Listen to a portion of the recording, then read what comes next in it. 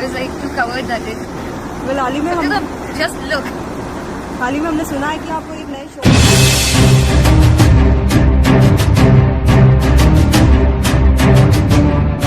नमस्कार दोस्तों, आपको बता दें कि भोजपुरी के पावर स्टार और ट्रेंडिंग स्टार पवन सिंह, जिनका होली का सॉन्ग आने वाला है उर्फी जावेद के साथ, जिसका बोल है नैहर के होली। क्या है खबर की पूरी जानकारी बताएंगे आपको इसी वीडियो में, लेकिन उससे पहले आप हमारे चैनल पर नए हैं तो वीडियो को दिल से लाइक करके चैनल को सब्सक्राइब जरूर करें। आइए बिना समय लेते वीडियो को शुरू करते हैं।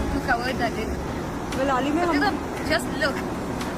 में हमने सुना है कि निराश ना हो खवजा, गाना हमेशा आवत रही, अब गैप ना हुई, लेकिन तनी रुक के ही, बहुत ज्यादा ना रुकब, थोड़ा थोड़ा रुक के, बट गाना अब आते रहेगा, ये आप सबसे प्रॉमिस है।